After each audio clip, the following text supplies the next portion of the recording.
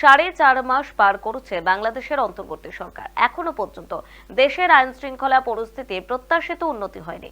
কমেনি জিনিসপত্রের দাম, চারদিকে অস্থিরতা, সংস্কার কার্যক্রমেও গতি নেই। কিন্তু কিছু ক্ষেত্রে রাজনৈতিক দলগুলোর সঙ্গে সরকারের বোঝাপড়া তৈরি হলেও নির্বাচন ইস্যুতে ক্রমশ দূরত্ব বাড়ছে।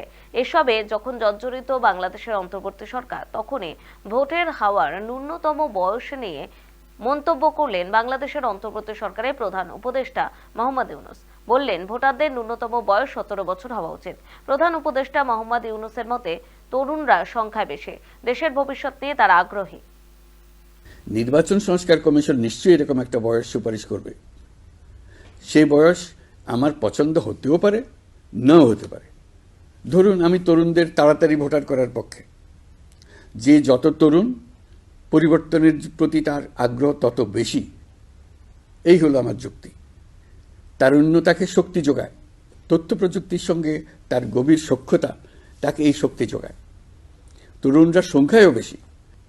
দেশের ভবিষ্যৎ নিয়ে তারা আগ্রহী। নিজের ভবিষ্যৎ নিয়ে তার মতামত দেওয়ার জন্য আমি মনে করি ভোটার হওয়ার বয়স 17 বছর নির্ধারিত হওয়া উচিত।